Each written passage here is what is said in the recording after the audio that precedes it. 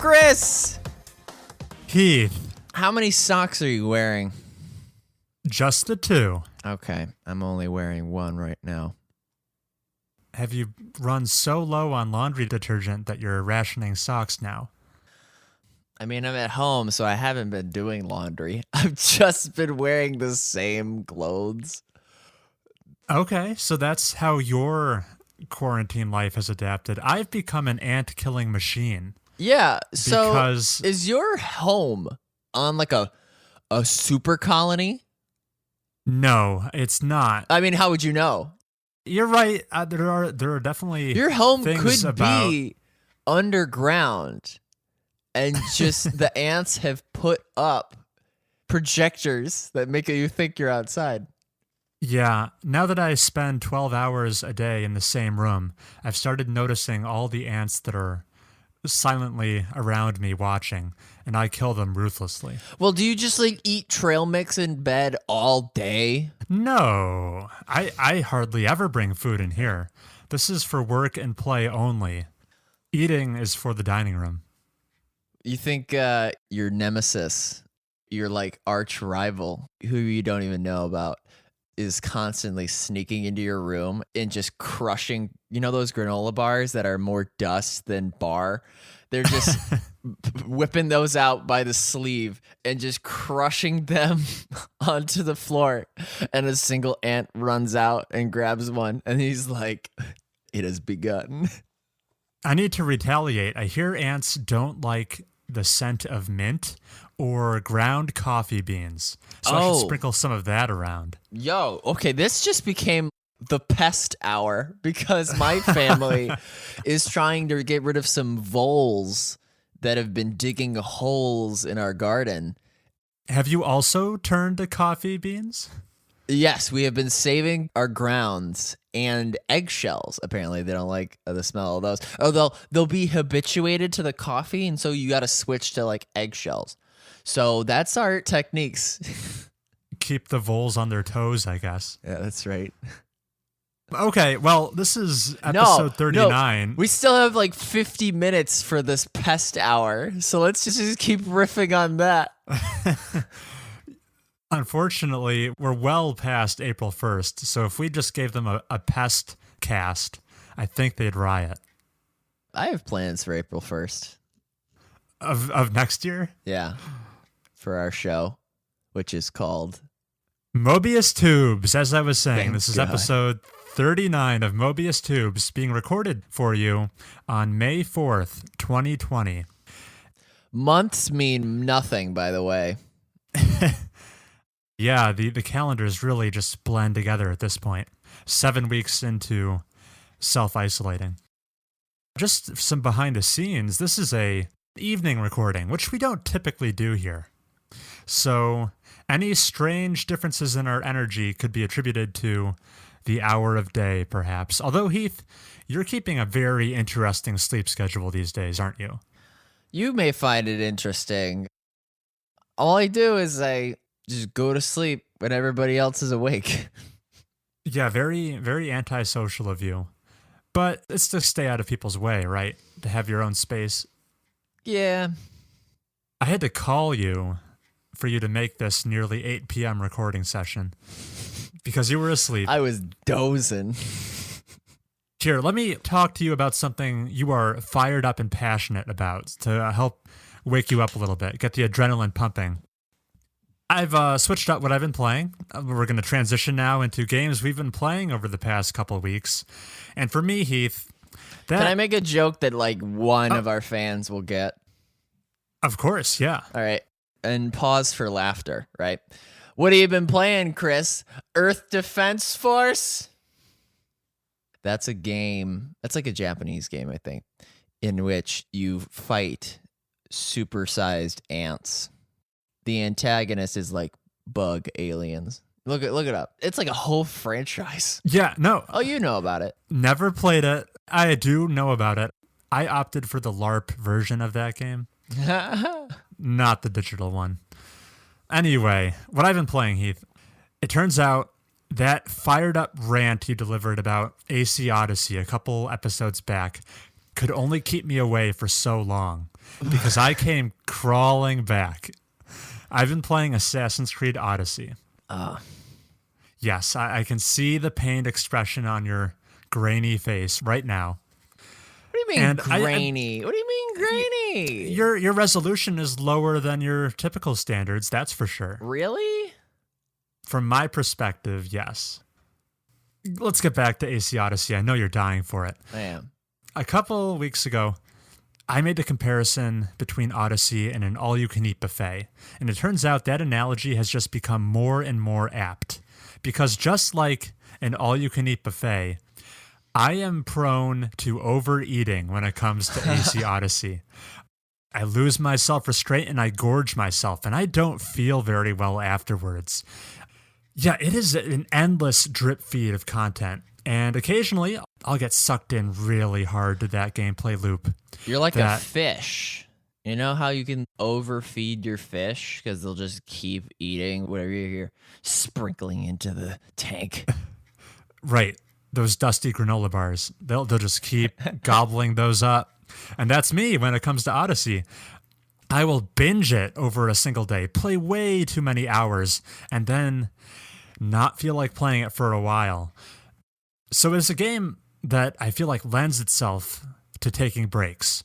And I had a nice break for last episode. I got a nice little fruit salad in the form of playing Grease, and some marinated pork in the form of a starting Thronebreaker, which was a much-needed respite from this gluttonous buffet I've been diving into with Odyssey. And this was true of Origins as well. When I do come back from those breaks feeling refreshed, I do have a great time indulging once more. And I have some positive things to say. It's not all doom and gloom and bad stuff. This is before you realized you hated the game. You made a remark that you saw all those islands in the Aegean Sea, far to the east of the map in Odyssey. And you were like, I can't wait to go check those out. And I played a lot. I've played 90 hours now. That's 90. It is a ton. And I have visited most of those islands. Only a few I have not set foot on just yet.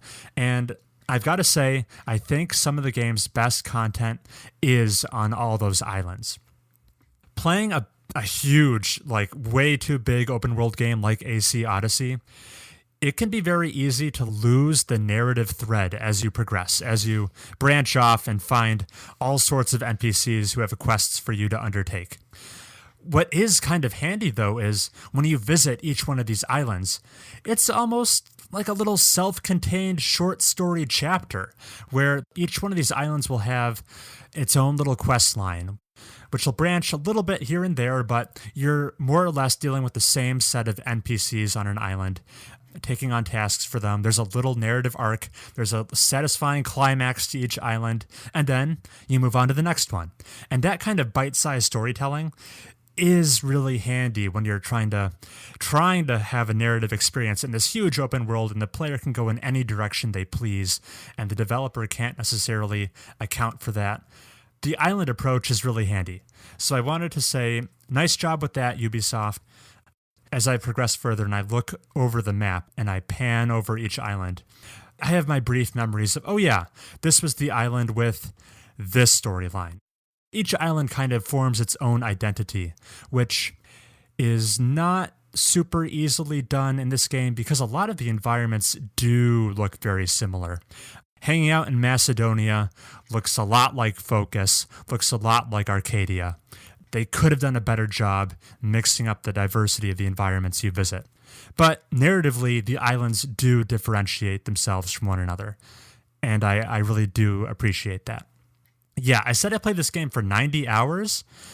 I played Origins before this. That game, I played the whole thing. I played its DLC add-ons, both of them. And that, even with the add-on content, was wrapped up in 70 hours. I'm at hour 90 in Odyssey, with the end still not in sight. Holy cow! It is so long, and I knew that going in, but I'm still baffled by the length of this game, which makes it even more perplexing that Upon wrapping development of AC Odyssey, the team at Ubisoft said, you know what this game needs? User-generated content in it. Could you imagine wrapping up the 100-hour journey? Admittedly, it could be even more than that. And then wanting to go dive into some subpar user-generated quests like you highlighted.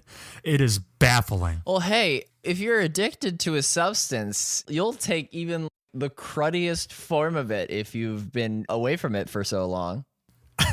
I see. I suppose if you are a crazy person who puts in 100 hours, like I'm rapidly approaching. After you've used up all of your black tar African cocaine, you'll reach for any kind of motor oil crank. Yeah. That's what I'm calling the user-generated stuff. The crank. Please tell me you have a guessing game where you come up with taglines for these missions, and I have to guess which ones are real and which ones you made up. And they're like, is biggest, strongest, and it's like in the game. Yeah, that is a good bit. All right, well, I'm definitely not going to be done with this game before next episode. Yeah. So I should have time to do that. You'll be like, so I've put another 100 hours into the user-generated, and it's even better. It deserves its own standalone. And then I suicide on camera. If this game's story was better, I think it would be like an all-time favorite of mine. Chris, this is blasphemy. Oh my God. No. You have such a good taste for video games. This is like, you're like snooty. Yeah, okay. All right. Not for political reasons, but you ever listen to Ben Shapiro? If I have only like one episode. Okay, you ever listen at the end of some of his episodes, he'll talk about things he likes and things he hates.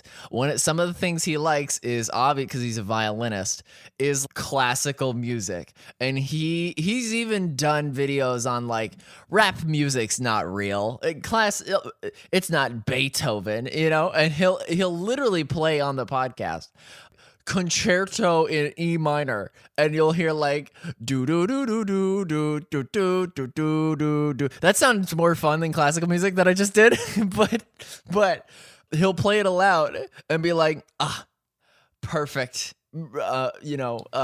Chef's the kiss. Melodic decanter. Yeah, chef's kiss. Yeah. So this is like Ben Shapiro being like, you know what's my new favorite song? Waka Flocka Flame.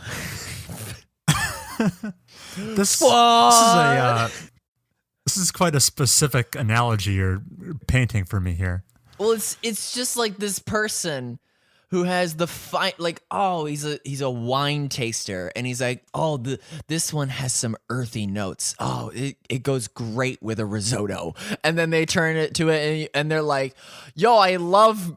I already made the drug comparison, but it's like that person being like, I love sniffing glue. I see. Well, Odyssey is the glue. To make it clear, the highlight for me in this new rebooted form of Assassin's Creed, it is very mechanical. It's taking down these bases. Just because to approach the base from like any angle in the open world is a lot of fun. One of the most satisfying feelings is clearing a base without ever alerting any of the enemy guards that you were there. Having that perfect stealth run is very satisfying. And even when things go wrong and you have to initiate the somewhat lengthy combat, with the addition of all the abilities, and I'm now using around like 7 abilities pretty regularly when I enter combat, and it makes it so I make more decisions in any combat encounter in Odyssey than I would have in any previous installment in the Assassin's Creed franchise. You've got more tools at your disposal than ever before, and I feel like that makes the combat the most engaging it's been. Chris, you could hand me a spade, a jackhammer, a pickaxe, and a little trowel. Uh-huh. And give me all of those tools, but it wouldn't make digging a hole any more exciting. Chris, you're still just digging. It's literally, all right, which sequence of these things is going to wrap this combat sequence up the fastest? Because you know, regardless of which one you pick, it's going to take 4 or 5 hits because their health is so spongy, like you said. It is spongy. I hear what you're saying, but I disagree. We have to agree to disagree here.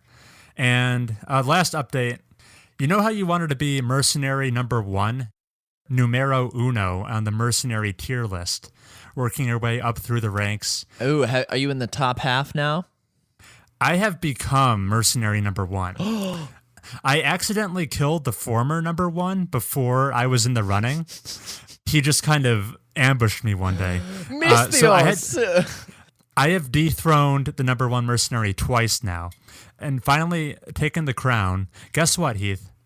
They introduce even more tiers above number 1. Sick. Oh, of course. The bloated boys at Ubisoft. They couldn't help themselves. Billy Mays is rising from a grave on Cocrinos, and he's like, wait, there's more. There's 5 S tiers above tier number 1. Oh, I like that. On the bright side, for achieving that rank 1, you receive an awesome skin for Phobos, your horse. So yeah, I'm riding that all the time now. It's great. So inconsequential. Let's talk about one thing.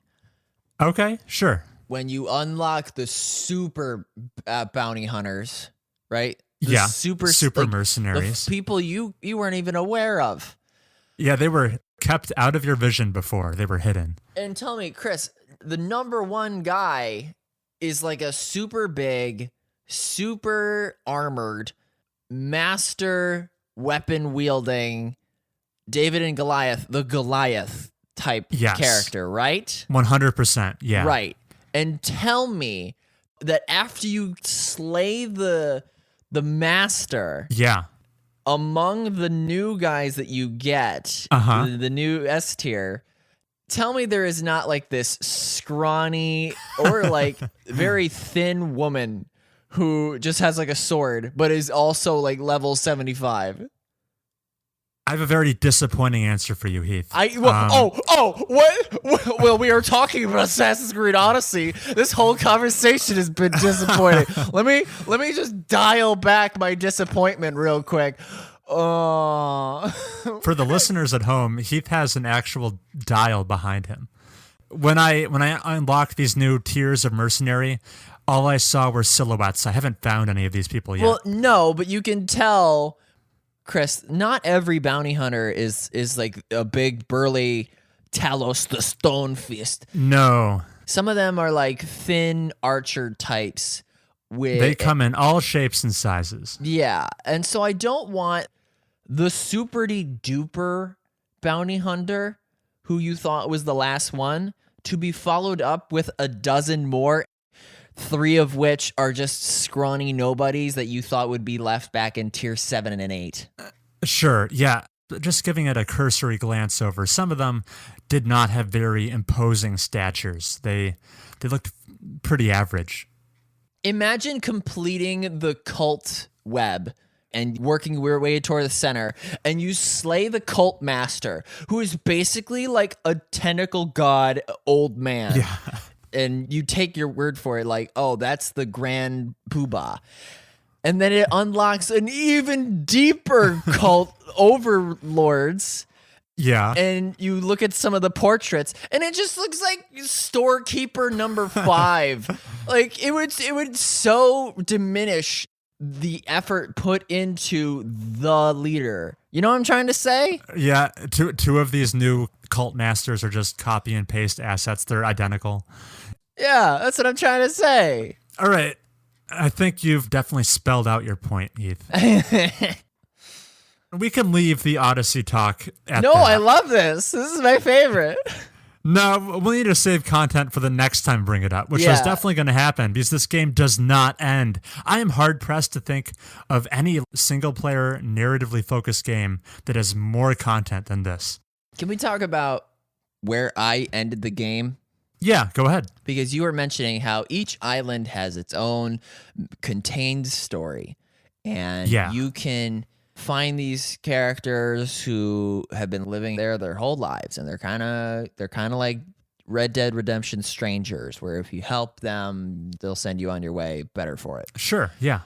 I wrapped things up as soon as the guy in the cage. Yes, I know who you're talking about. His parents had put him in a cage and was like, "Oh, I had a bad dream. I had like an omen that I would slay my family, and so I put myself in this cage," which is like a humorous setup. Yes. And the parents are like, "Dude, relax. Just come on out. You won't kill us." And he's like, "No, I am cursed. Help me, Miss Theos." And he's like, "What do you want me to do?" And he's like, "Go get my sword and my shield." And, like 2 different fetch quests. I logged off after that because I could see in my mind's eye that fetching this sword would just be like going into a cave, maybe fighting some wolves, and then bandits show up and then having to fight them, and not the kind of like fort storming stealth encounter. The most fun I had in that game was trying to do stealth encounters, even though I guess I didn't have the perk that makes it so you can assassinate anybody in any time. Yeah. But tell me, Chris, how did that story wrap up on that island? I forget which island it was. That was on the mainland, actually. However... No. What do you mean mainland? It was... Like Kalefanos? It was on the coast of the mainland, so it definitely had like a sea vibe Chris, to it. You're saying the mainland like this is Fortnite, where there's a mainland. We were talking about... Yeah, go for it. It was north of Athens. Okay. In the area of the map that produces a lot of salt for everyone. Yes. Yeah, it was Salt Town. Yeah. This was one of the... favorite missions. I think one of the best quests in the game. Oh my God. Because it has multiple endings, and Ubisoft had the balls to have one of the endings in this mission.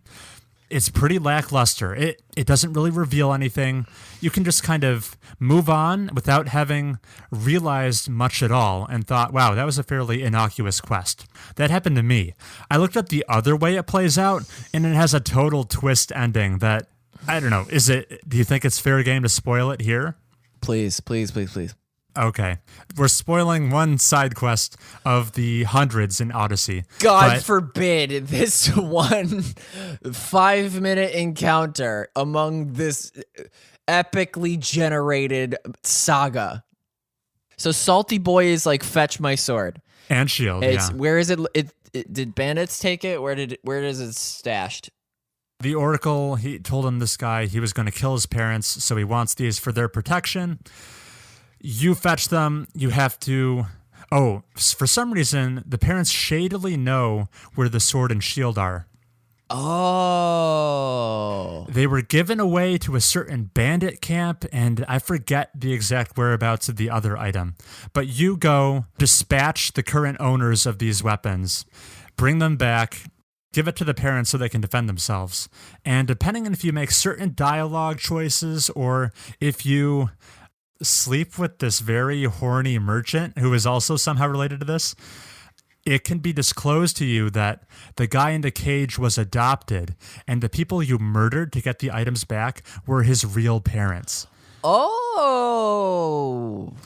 So by accepting this quest and retrieving these items, you fulfilled the prophecy and murdered his parents. That's a neat twist. And that twist also might not come out. The way I actually played it, it was not revealed. But I could definitely tell from the subtext that I was missing something in that whole resolution of the quest. So I went online and looked it up. And I was kind of blown away. Are the parents... The adopted parents? No, like the real ones that you slay. Yeah. Are they civilian looking? Or are they indistinguishable from other bandits? It's been a while. I'm pretty sure they were indistinguishable. Okay. That's what bothers me about this game, where there'll be a fabled treasure, but it'll look like the other 99 treasure chests that you've looted. Yeah, I hear what you're saying. You know? And how, when a lot of these quests you undertake for NPCs, It feels like the NPC was put there in this world to deliver those 3 lines of dialogue, and that's all there is to them. They don't exist for any other purpose. They're just there for the player's sake. And that's literally true, and it's true for a lot of games, but there are many more games that make it feel like that NPC is actually a part of the world. And AC Odyssey is definitely not one of those games. I think Final Fantasy VII Remake does a good job of making characters look like they belong. I really bet it does, yeah. It seems like a lot of heart went into that game, for sure. But you know what I'm trying to say? It's like, oh, those were his parents? Oh, all right. All right, you've poked enough holes in my enjoyment of this game sorry. for one day. Well, okay, you I am now full. We could talk about this the whole day. I was a little sleepy to start, but you saved this episode. Maybe off air, there are some story developments. You would die laughing if I told you, so we'll save that for later. But I really want to just move on at this point. No. Can you tell me what you've been playing the past couple weeks, Heath? All right. Well, hey, I'll tell you a game that I beat, and then I'll tell you a game that I feel like I will never beat. Oh. The game I don't think I'll beat is Baba Is You, the puzzle game in which you adjust the parameters of the level it's literally written on the screen. So, right. I think the last time I talked about this, I had just reached like some water levels. I have since beaten all of the water levels, which is a feat all on its own. Chris, it's more than just pushing wall is stop such that the words don't line up anymore and you can walk through walls. They show that in the trailer.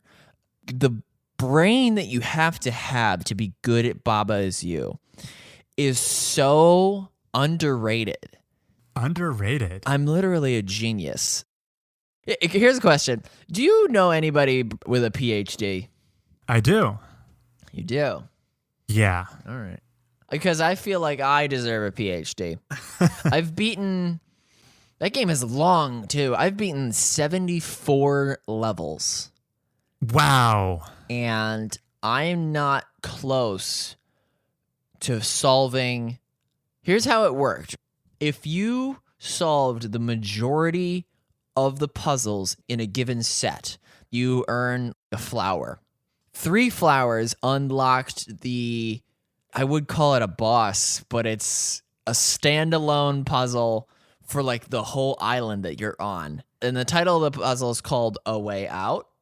Oh, okay. That is so using all the tools at your disposal that you've learned, these techniques. Now you got to put them to the test. And it is so difficult because you basically have to make a machine out of these in-game fixtures of key is move, rock is push.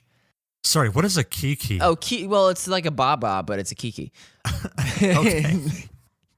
What would you say is the longest you've spent on a single puzzle in this game? Oh, over the course of multiple play sessions, like 2 hours. Holy I can cow. tell you the exact one. It was water level extra number 2. Sunken. Water level extra number 2. Sunken something. Okay. That one took forever. And I always had the solution in my head, but it was just so much setup that I was like, it's gotta be easier than that, right? So, but it wasn't. No. I mean, there's multiple ways to solve these puzzles, Chris. So like I was saying, it's way more difficult than just wall is stop, lava is hot.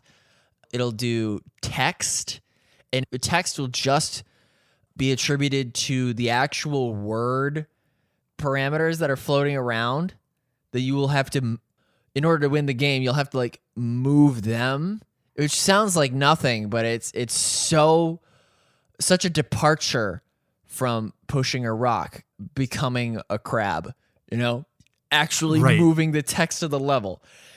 and then dealing with the negative space of a level. Oh.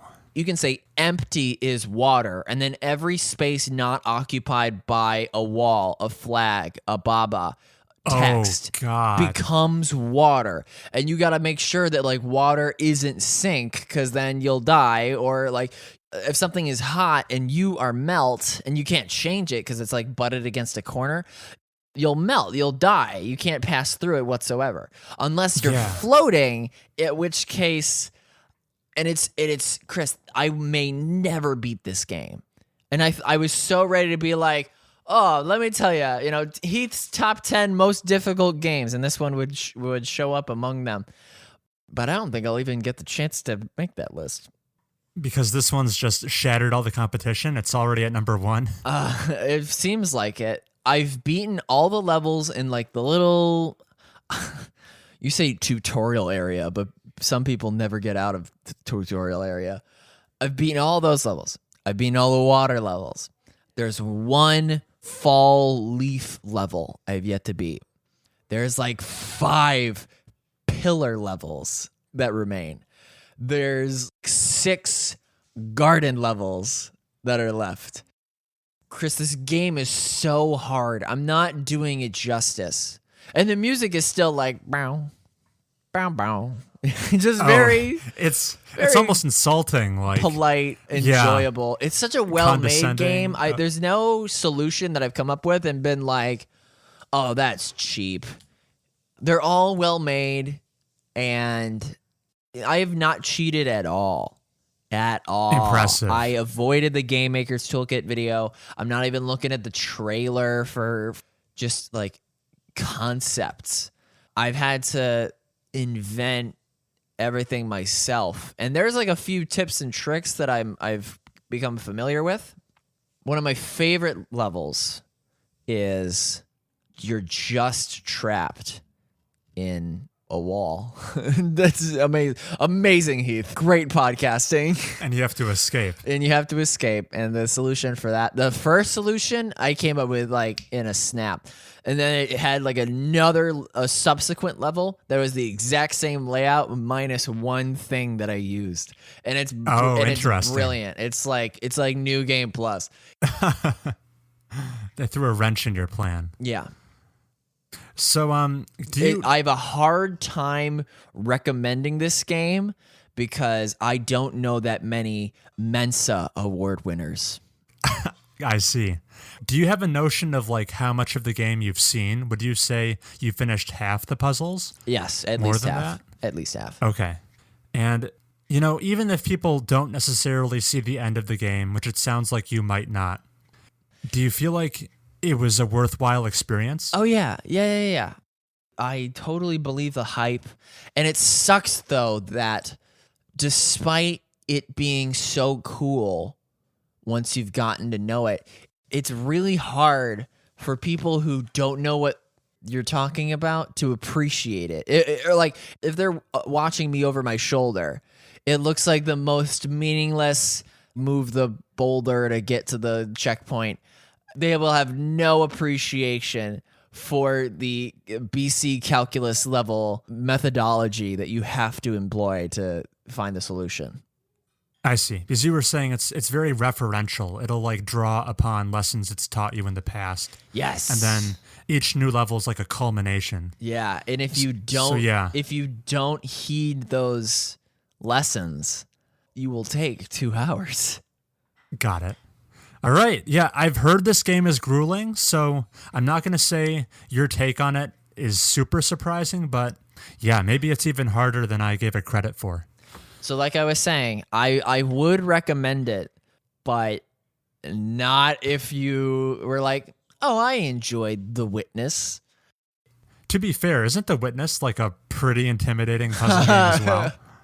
I'm very casually mentioning The Witness. I would have played The Witness had I gotten my Epic Game Store account sooner. Oh, dang. It was like the week before Transistor. Damn. Anyway. Should we transition, Heath, into a game you actually did complete? Yeah, so I beat Animal Crossing. Oh, You can beat Animal Crossing? Right, that's the joke, right? So I hit the credits is what I'll say. Got it. The Okay. credits, you get the credits when, and this is Animal Crossing New Horizons. Apparently they've set it up so that you first arrive on your island, your getaway experience, and you pitch a tent. And Tom Nook is like, all right, time to pay up. And you're like, what? And then he's like, oh, you can work for it. And so you pay off your vacation, and it's like, hey, this island is coming together nicely. You want to buy a house? You want to build a house? And you're like, yeah. And he's like, all right, that'll cost you $74,000, which is nice. So you do that, and the game expands from there, to which other villagers want to move onto your island. And the goal is, Tom Nook will be like, this island's coming together nicely. I almost feel like we could convince KK Slider to come and perform here. He's basically Lady Gaga in the game. He's everyone's favorite artist. They will all sing along to his music. He is the only pop star in the Animal Crossing world. And if you can get your island nice enough, he'll come and play at your island. And so that's the end game, is you building up your village to like 8 villagers, 9 villagers, and then landscaping it such that Isabella is like, oh, we've gotten some feedback. Our island now has a 3-star rating. And then Tom's like, good enough. And he calls KK, and it's like, yo, we want you to perform. And he's like, oh, great, you know. And then once you attend the concert, all of your villagers are there. Screen goes dark with the exception of you and KK, and then the camera slowly revolves as the credits start rolling, and KK plays the theme of the game, like that da da da da da da da da, and you win. Granted, after that, you get terraforming and all of these other DIY recipes, and just the post game, I guess we could call it, is fully formed, and I have even more residents that I want to kick off my island. Let me tell you. I need updates. Did you successfully remove all the ugly villagers? All right, here we go. We're actually going to name drop, because each of these characters have unique names. Annalise will always be a dirty horse. What's so dirty about Annalise? She's just brown and uggo. So Annalise is gone. She didn't put up a fuss. The number one villager I want gone now that took her spot is Claudia. Claudia is a dopey pink and bright blue jungle cat whose eyelids are half closed and has no smile expression to her face. And gosh, she just totally looks like a Xanaxed animal you'd see on Tiger King, because they dope up the zoo animals. And then there's Pinky, who's just not my style. Frank has to go, and if Kid asks me if I want him to stay, I might let him go. But those are the 4. The rest can stay. Pretty high standards you hold your villagers to. Well, I just want them to be all as appealing as Mac or Gladys or Zucker. Of course, yeah. Who wouldn't want that? Yeah. Well, you enlightened me. I legitimately did not know you could complete Animal Crossing and reach the credits, but now you're gonna pick it up because you know there's an end in sight, and you're just dying to. I do love having a concrete goal. That is true. You know what's problematic is it's like the next event. Remember how we had Bunny Day? Yes. The next event is like Earth Day, and so there's all these objectives that are like plant a tree, but I've already gotten every tree where I want it, and so it's causing me issues. Like I don't want to have to chop this down and replant it. So I jumped the gun on the Earth Day activities, but that's the least of my worries. I still have to make sure the sidewalks line up, because everything can move with the exception of the airport. You can move the museum. You can move. I don't think you can move the plaza. but you can move the shop, you can move your home, you can move everybody else's home. So I want to make sure that everything's where I want it. I kind of want to plan my island around the flight path because when somebody visits your island, because they're flying from their airport, so it does a literal bird's eye flyover of the island. It's like, we are beginning our descent to Stromboli, and you'll get a shot of what the island you're about to land on looks like. And so I want to make sure that that strip that it flies over looks the best. And I don't know what I want to move first. I don't want to have to lay down all my sidewalk just to pull it back up because it was off by a square. Sure. Yeah, I hear that. You want to make a very strong, positive first impression. Yeah. All right. Very good. Thank you for bringing that as well. And I feel like we've hit perfect time to take a break right under the hour mark. And when we come back, we'll have the hottest news for everyone. See you then.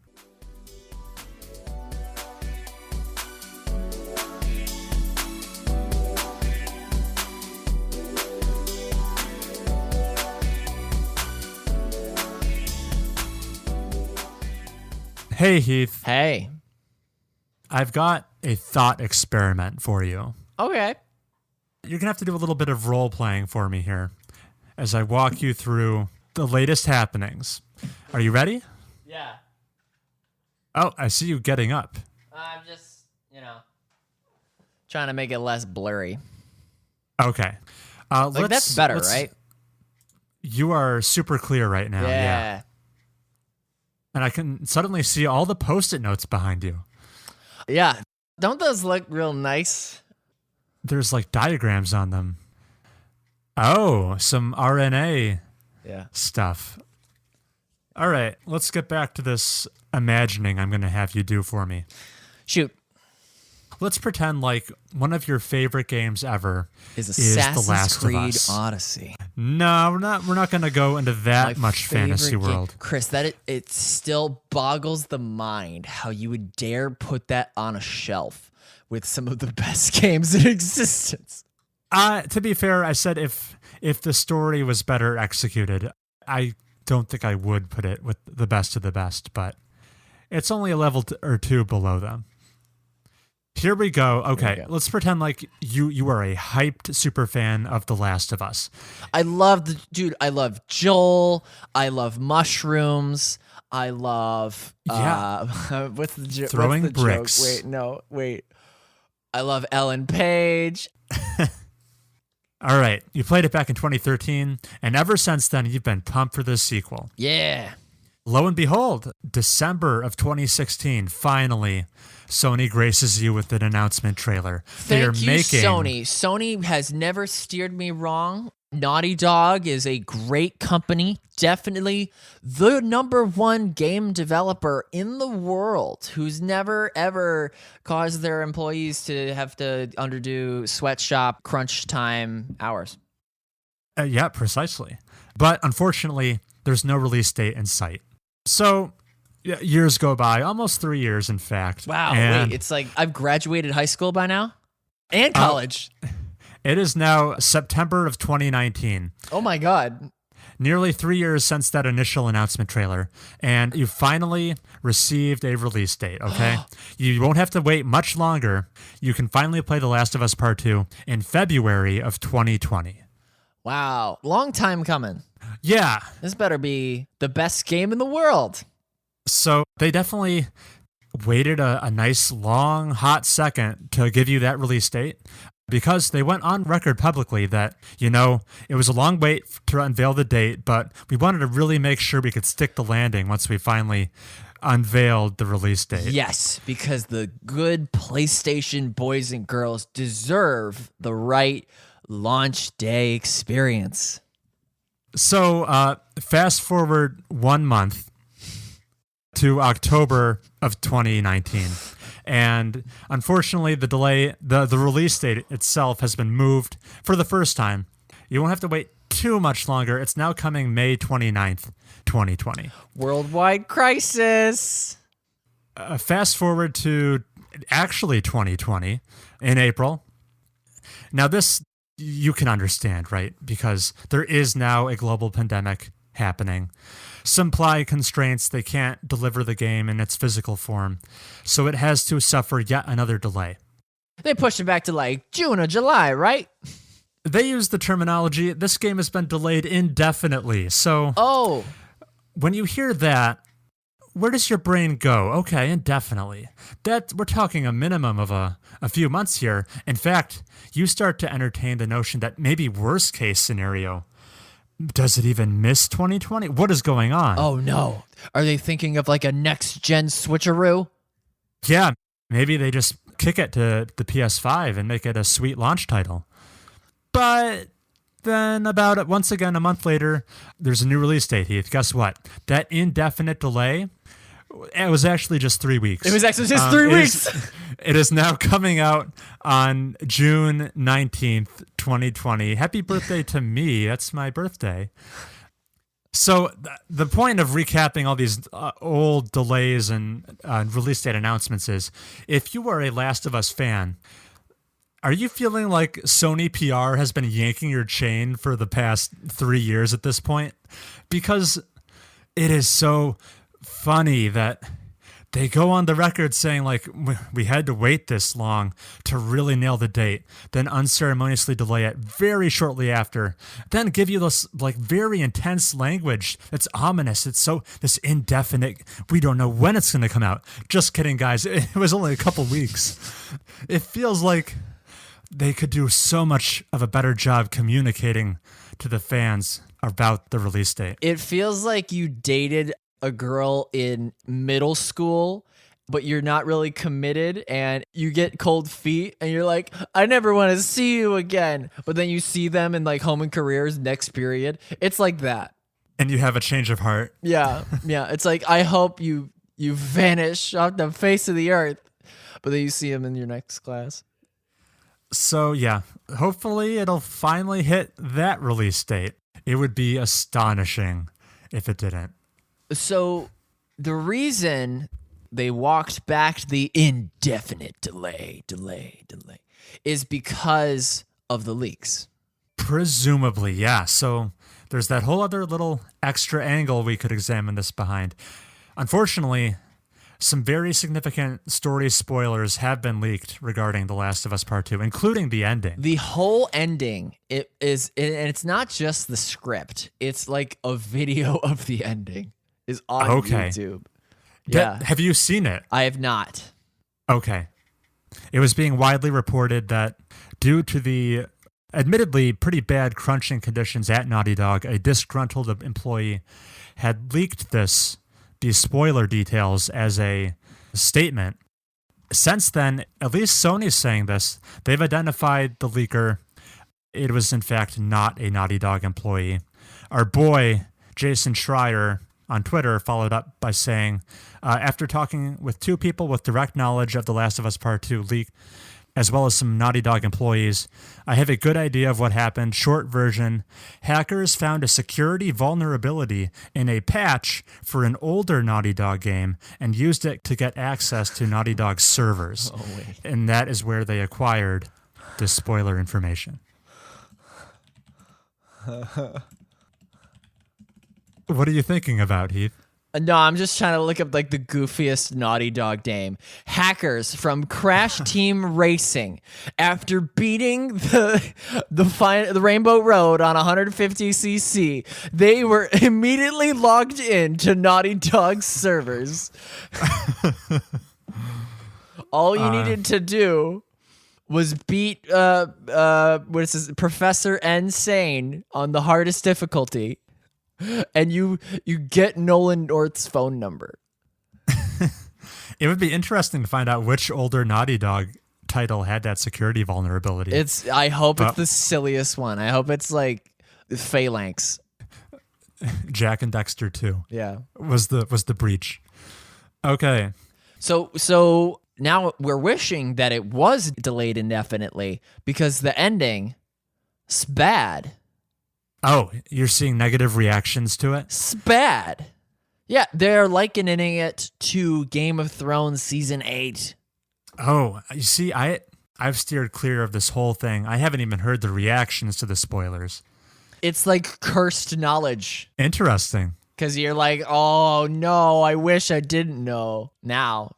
Well, this should be this is like PlayStation's most anticipated game of the year, some could say. Yes. So, the expectations are sky high, and it is unfortunate we find ourselves in this situation.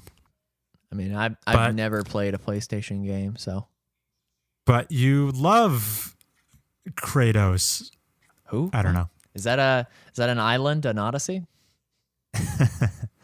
It probably is. All right. What news do you have? Chris, you ever play Rockband? I've probably played a song or two, yeah. You're not one of those guys that loves to FC songs in Rockband, which means full clear. Oh, does that mean like All you don't the miss notes. any notes? Yeah, Okay. Yeah, if I bother to play, of course I'm not going to miss any. Right. So Rock Band it's not Guitar Hero. Or remember, when you think of Rock Band, you immediately think of like the guitar and maybe the drum set. But there is also the vocals that you have to do. And you have to sing the right notes to clear those levels. Chris, there are new songs coming to Rock Band these days. Were you aware of this? These days? How Yeah. recently are we talking here? Yeah, very recently. Like last week? Well, a news story that is related to Rock Band was my impetus for finding that out, that there's new songs. Interesting. Chris, are you familiar with the artist Lizzo? No, I can't say I am. Okay. She has a couple of songs. One of them is titled Juice, which is playable on Rock Band. It was recently taken down from the game. You can't play Lizzo's Juice anymore because the song would have required the vocalist to say the N-word in order to get a full clear on that song. The vocalist meaning the person singing the song at home. Yo, Chris, you mentioned your birthday is not too soon. I can't wait to invite you to my Rock Band party, and we get to play Lizzo's Juice.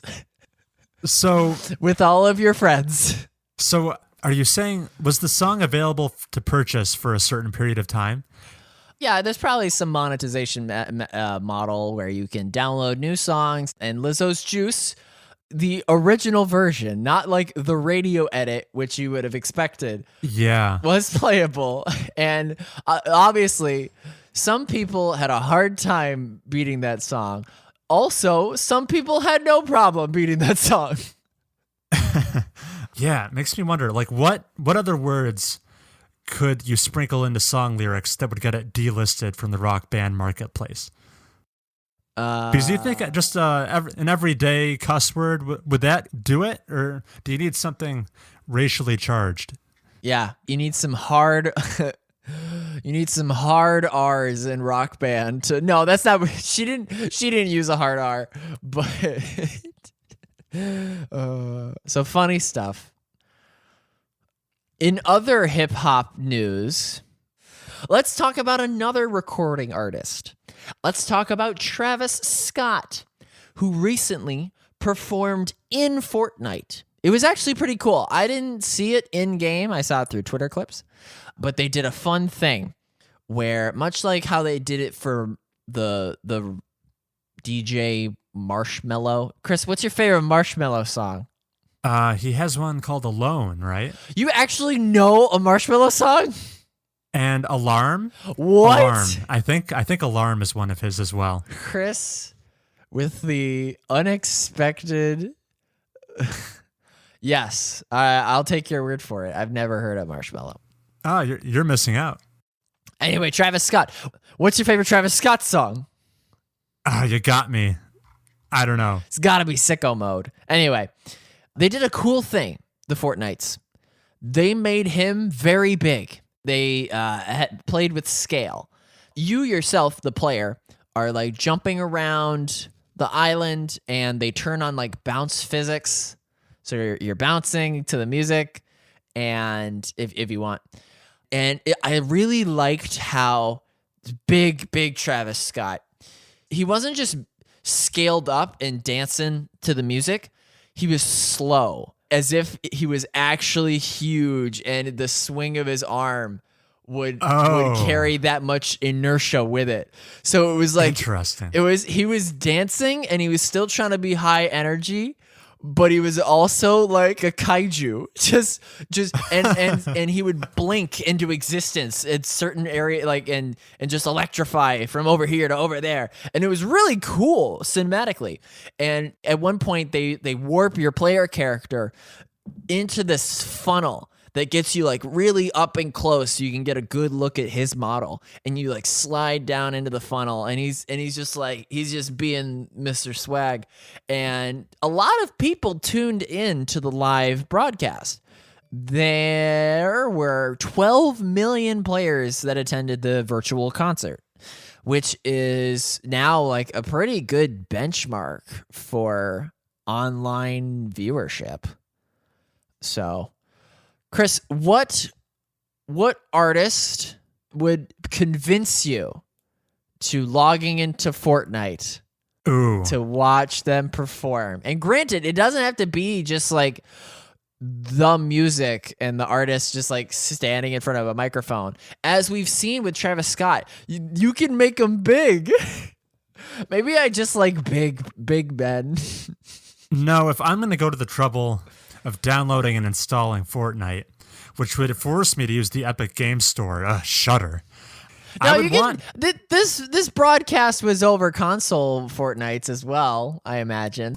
Oh, true. But you have to go out and get a console. I've got consoles. I just need to plug them in.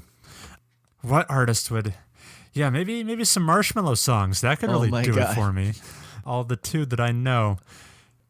Oh, do a virtual Avicii concert, because he can't give the concerts anymore, unfortunately. Oh, you want to Tupac him?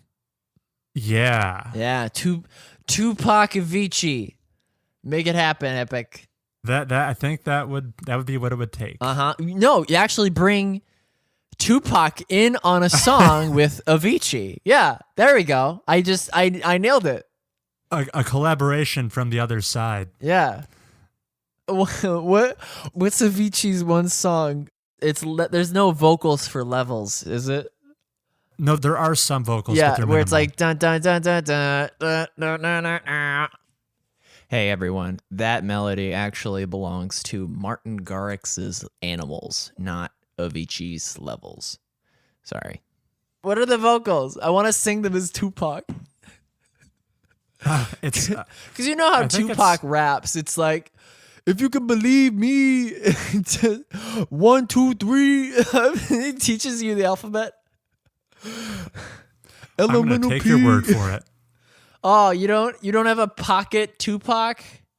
I really don't. Chris, you gotta get in on that. All right, that's cool. Fortnite continuing to do online events that no other game has even considered. Yeah. Cool stuff. Do you have any other news for us, Heath? That's all my news. All right. Very well, then I guess we shall take another break. And when we come back, we have a great combination for you. I have a short discussion topic and a follow-up email for us to address. Interesting. See you then.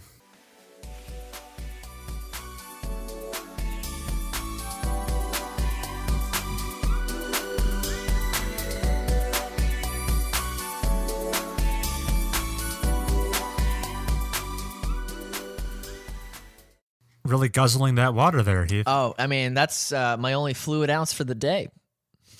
Okay, you got to make it last. I'm the driest guy you know. All right, I've got a discussion topic. Maybe not quite as lengthy as the great 8th generation slowdown we covered last episode, but we're living in uncertain times, Heath. Release dates for games, they're subject to change. Sometimes they're indefinite. And sometimes they are very definite. Suffice to say, we're going to get more games as 2020 progresses. But I have to call attention to the fact that, January and February of this year, kind of a dry spell for high-profile releases. Then we got a whole bunch of stuff in March and early April. But ever since then, May is looking pretty dry. At least June is getting The Last of Us, but not too much else. Things look sparse. And it got me thinking, I was wondering, how do you think your relationship to video games would change in a world where new releases were a thing of the past? What if we lived in a hypothetical scenario where new video games, they aren't getting made anymore, but for some reason, all those old ones that have already come out, they're still up and available for purchase on your digital distribution platform of choice. You can still access everything that's come before, but all the game developers have closed up shop. There are no new games. I'm wondering, how would your behaviors change? Do you think you would game less? Would you try different things? Revisit old favorites? What's your suspicion? Just stop playing games? That's a valid choice as well. In the short term, at least, I wouldn't be too affected. I've got the legendary backlog that we all have. Yeah, it's probably 2 or 3 years out before I'd finally check off all the big titles I've been planning to play and just haven't gotten around to. But then I'd hit that wall where I finally caught up. I've reached modern video games in the first half of 2020, and there are no new ones for me to check out. So what would I do then? I might take a little break. I caught up. That's all well and good. But I might reduce my hours slightly, but I don't think I'd quit games entirely. I'd start doing some weird stuff that's been like an aspiration of mine that I've never fully gotten around to. What am I talking about? In terms of gaming? Yeah.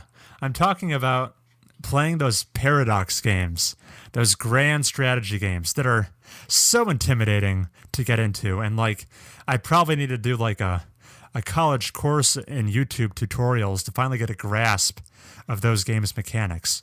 But in a world without new hotness and new releases to keep up on, I could finally dive into those huge time sinks of Crusader Kings 2 or Stellaris that they seem really tantalizing. There's all sorts of cool emergent gameplay moments out there waiting in these grand strategy games that are pretty appealing from afar, but I've never dipped my toes into because I know the time investment they would take to finally get competent at them. But that would be the opportunity I think I would dive into, yeah. Paradox games, maybe some other ones. Hoi 4, I know you have some aspirations for that. I'd probably dive back into some old favorites that are very repeatable. Maybe finally try to go for all the achievements in Into the Breach. Play some more Slay the Spire. I'd play those games that they don't have a definitive end to them. They're just kind of an endless well of content. And maybe occasionally play the odd favorite once every however many years that I've forgotten all the narrative details.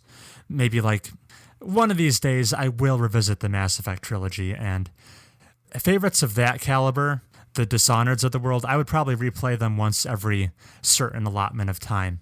But that's how I would see my video gaming evolving. It would be a lot less focus on these narrative games, a lot more on these kind of emergent gameplay games. That's what I think I would do. Yeah. Like you said, no definitive end, and then also some nostalgia. I would probably convince a group of friends hey, no new games are coming out. Let's go back to Call of Duty Zombies. Ooh. And play that. Because I've had real nostalgia for that. Interesting. Which one in particular? None of the new ones. I'm talking from Derice. You remember the giant from World at War? World at War. It's been remade a dozen times. But the original one, all the way to just Black Ops 2. I don't give a crap about 3 or 4. Okay. I only recently learned the names of the maps in Black Ops 3 and 4. They were so needless to know about. I see. Like you said, Because those are like endless survival modes that yeah. you can just keep coming back to. And they're fun to have with friends. Because, I could play a solo single-player narrative thing or play more Into the Breach, but... More of a multiplayer focus. Yeah. I would, in a heartbeat, be like, let's celebrate no new Assassin's Creeds by going back to Brotherhood and playing the multiplayer. Oh, snap. And being like, hey, everybody... remember this? And they're going to be like, wow, I do remember that. Why did they stop making them like this? And I'll be like, I don't know. I didn't include this because I thought you had it covered. We didn't talk about Assassin's Creed Valhalla in the news. Yeah, so I've been, as you can see, I've been busy with other stuff. Yes. So that's... those Post-it notes. That's the reason. I prepare, for the episode 40 special, because I know our listeners only care about me complaining. I am going to bring to them my Assassin's Creed Valhalla predictions. And I feel like, is it more powerful if I make my predictions now versus the week before launch? Surely, right? There's surely going to be like an advertising campaign going up to launch where they reveal more and more details about the game. Okay. So your predictions will be most potent now when we have very little to go on. When does the game come out? 2021? They listed it as holiday 2020. Oh, okay. Okay. So yeah, it'll be sick if it's like, yo, he predicted this back in May. Okay. I'm going to make a bingo card. Okay. For Assassin's Creed Valhalla. And then everybody can play along. And just see how much I know how deep Ubisoft has fallen. We know the Hidden Blade is back, which is totally absent from AC Odyssey. The Hidden Blade is back. Oh, okay. You're in? Well, you saw my face as soon as you said that. Yeah. The most iconic piece of Assassin's Creed memorabilia is being reintroduced to the franchise. The HB? Okay. Yeah, it's pretty amazing that is nowhere to be found in Odyssey. I guess it makes sense from a lore standpoint, but yeah, an Assassin's Creed game without the Hidden Blade, is it even an Assassin's Creed game? You would probably say no. It's like a Grand Theft Auto with no cars. Right. All right. So that's why I didn't bring up Valhalla, is because I don't have the bingo card yet. So we'll cover it on episode 40. All right. That was all I wanted to hit on for that conversation topic, so we can tackle our email now. A rebuttal, like you said. Partially, yes.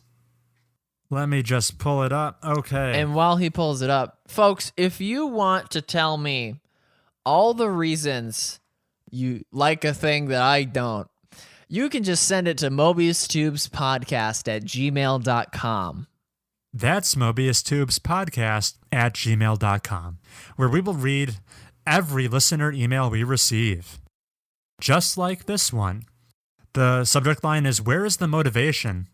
And it comes to us from someone who titled themselves The Real Nathan, which only leads me to believe that this is not, in fact, the real Nathan. Yeah, it can't be friend of the show, Nathan. No, I mean, if you have to call yourself the real Nathan, there's no way you're the real deal. Anyway, it says, "Hello, Christopher and Heath. First off, F your opinions, popcorn and OJ for life. Also, I heard from Justin that it was an orange ice sparkling OJ that he had in his mug. Also that he eats popcorn with any sweet drink." We were right. It wasn't juice. It was like a soft drink. Sparkling OJ. Yeah. Whatever that is. Is that not just orange soda? No, it's closer to like a fancy tea. I guess I'm just out of the loop when it comes to citrus beverages. Yeah, you are.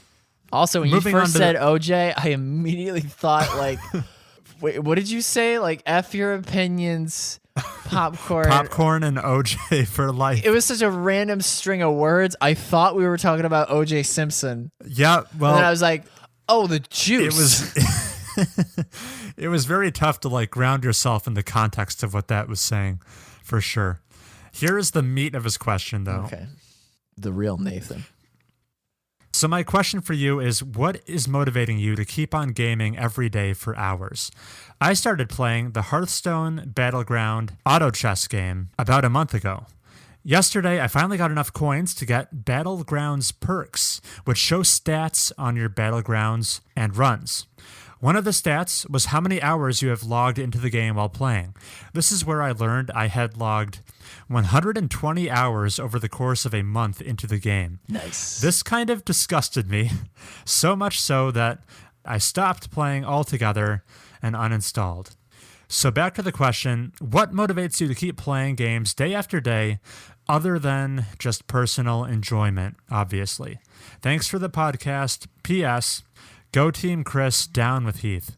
Wow. All right, real Nathan, who seems like a fake fan of the show.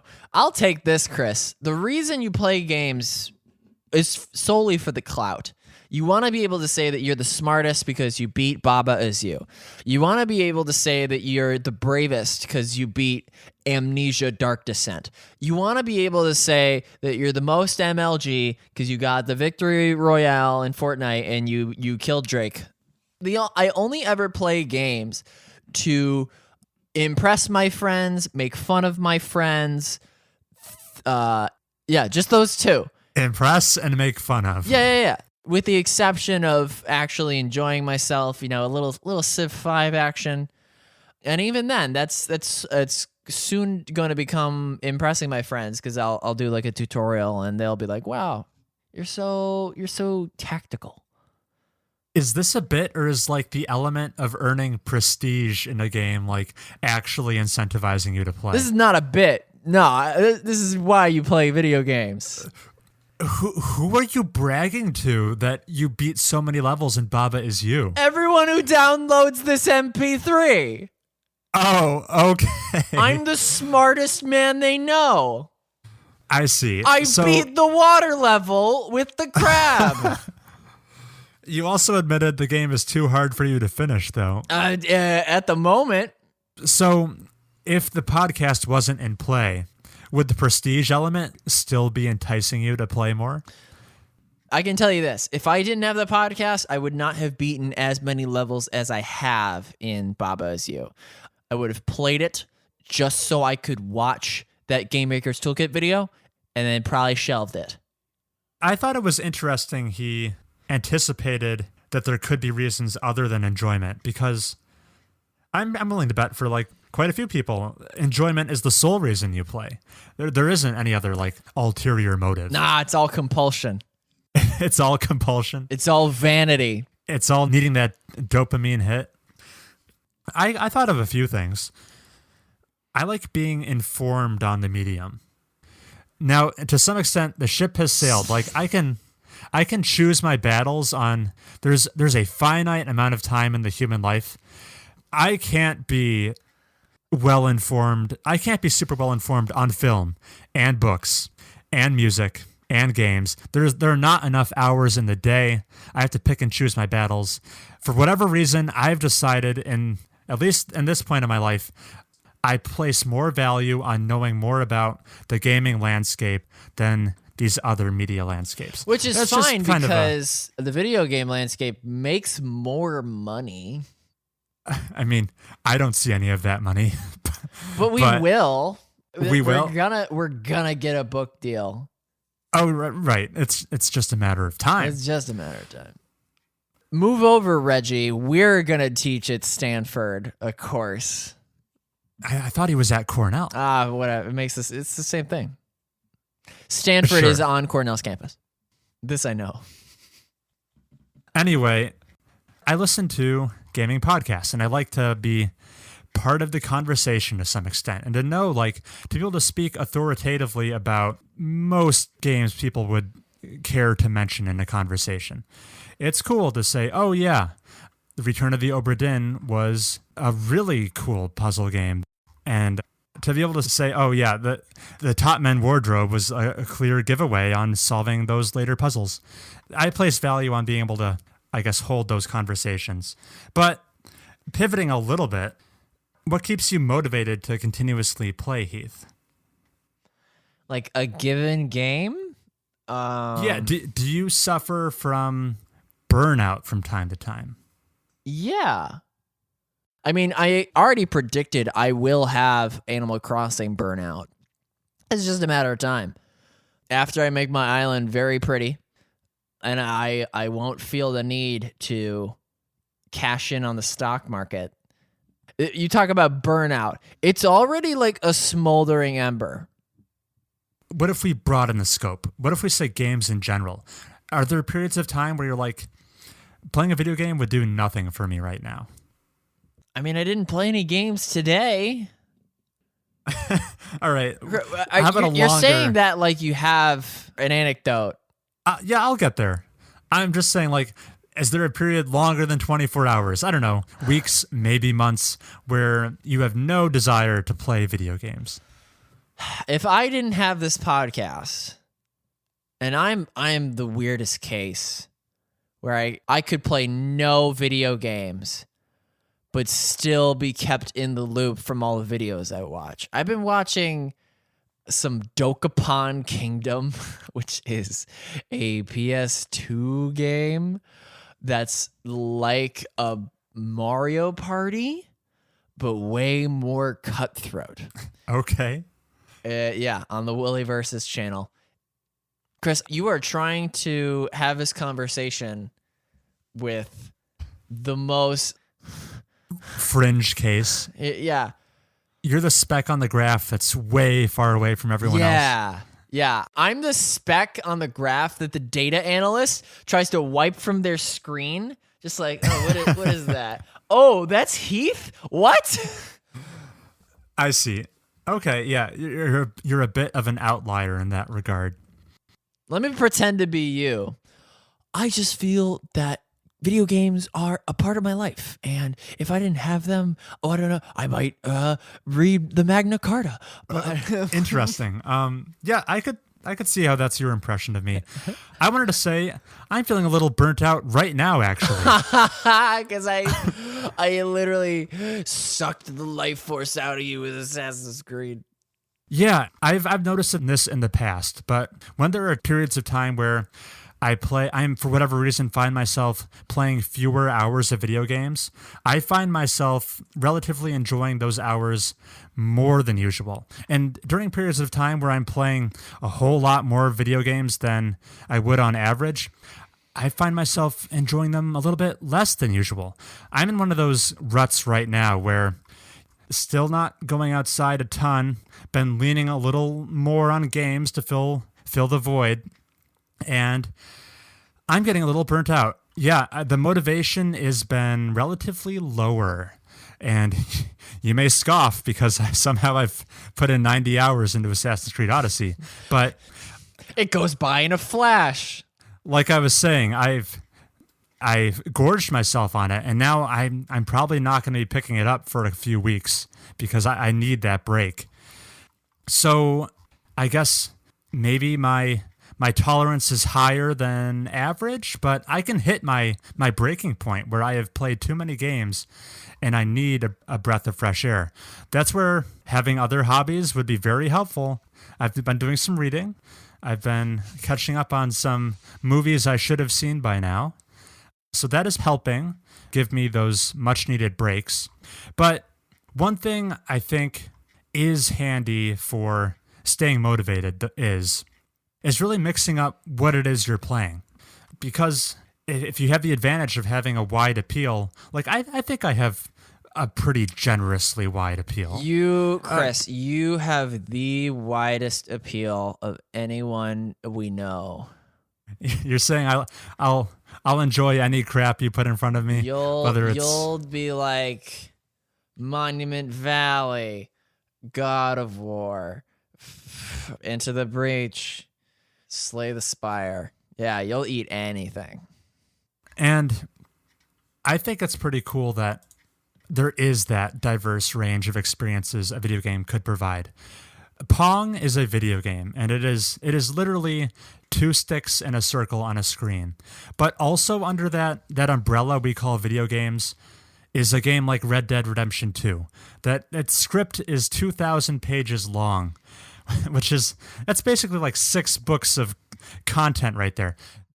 The extent to which a game can differ from another they're just worlds apart. A game of Rocket League, you could get in and get out in 5 minutes, and that you're technically playing a video game. But you could also be playing AC Odyssey, which is this 100-hour epic. So my car in Rocket League has more character than Alexios. Oh, well, he does seem kind of... I should have said the ball is more charismatic than...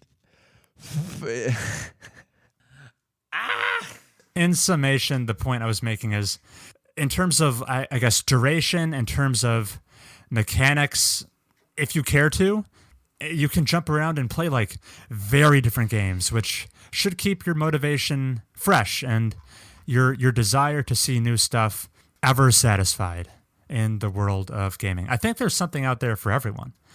The experiences are so varied. We have picked the best hobby.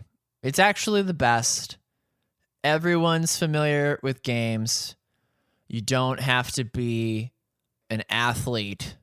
That doesn't work. You just like games have no literacy.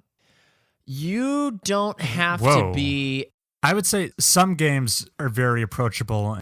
When you said no literacy, I would push back against that statement. Like, there's definitely things that are not immediately obvious if you were to jump into any old AAA game. Like, it's never explicitly stated to you that an exclamation point above an NPC's head means they're a quest giver and you should go talk to them. No, but that's like your lizard brain tells you that. You don't need that's why that iconography is used. Is it? I think it's a learned behavior. Chris, there are caveman drawings with exclamation points over their heads. I don't know if that's a given. The reason you use that symbol is because of the meaning it carries. Okay, but that is literacy, is what you're saying. Okay. No. Or even something more physical and concrete, like you don't immediately know how dual analog sticks work. That's right. That's a learned skill. Waypoints on a map. Yeah. There's definitely literacy. Yeah. Okay. All right.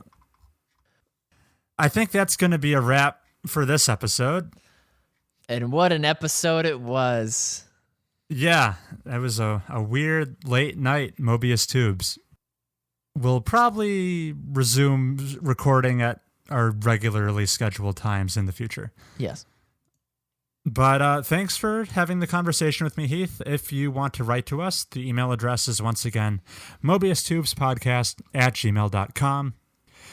And we will catch you in a couple of weeks with episode 40, which I think we have cool stuff planned for.